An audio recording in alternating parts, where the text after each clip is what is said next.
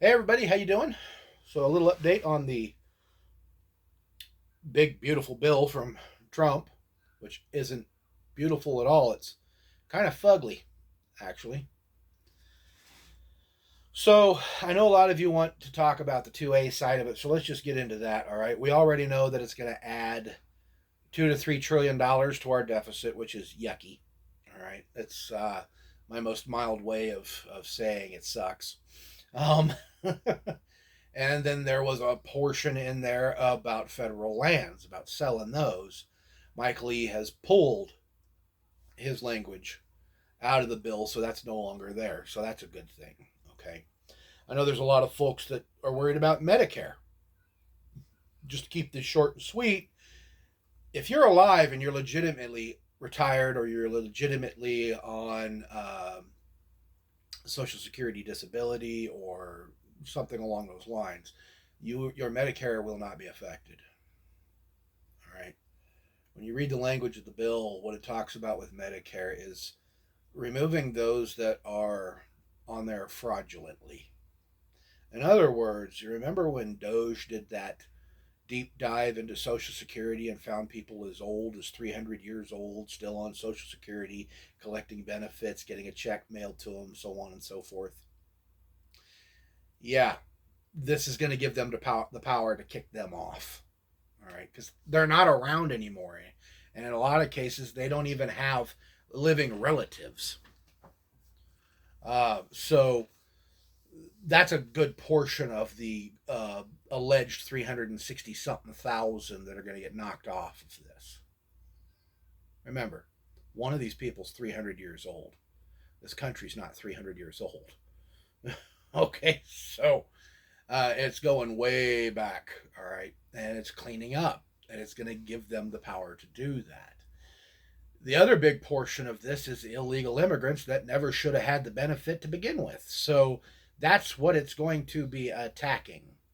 From what I've read in the bill, I have it on my computer. I would go through it, but YouTube seems to like to, um, well, take videos like that down because, again, algorithmic suppression. See my previous videos, right? Um, on the topic, I should say. So the Hush Act and the Short Act. These are the two good things that came out of this bill that I was really interested in. All right.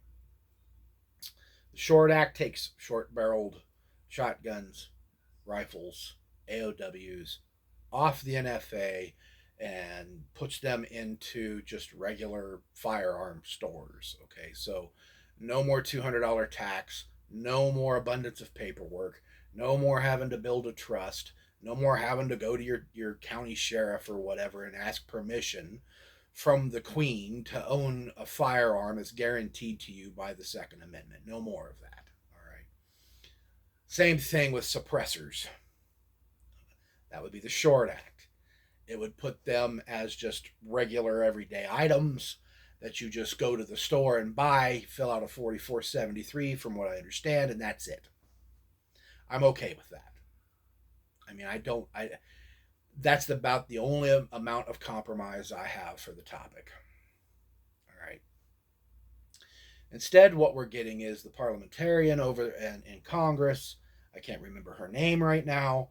Um, Said that it violated the bird rule and 14 days ago took them out, and then all of your local Pro 2A and national Pro 2A lobbyist groups got on her butt and said, nope, it's going back in there. But then they started the compromising game.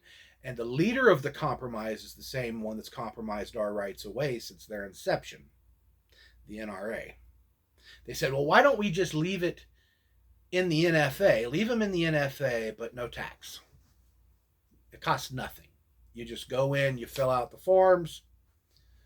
You still have to pay $500 to get a trust built, wait a year, and all that garbage. But why don't we do that? And they put that language back in there, so the Short Act and the Hush Act are back in. But that's the language that is going with it. Well, no. if it's not in the original language, then the entire bill needs to be stopped. It needs to be killed right where it's at. Trump doesn't get what he wants. The Republicans don't get what they want. And the Democrats that put their little 2 cents in there don't get. Nobody gets anything. Okay? Nobody gets a thing. It doesn't move an inch forward. All right? I just learned about 2 hours ago, 2 hours ago, something like that, that's changed again. Now it's gone from not costing you anything. Now they're like, well, what if we just make it $1? So that's the government sticking their effing greedy hands in your pockets once again. They can't even let that go.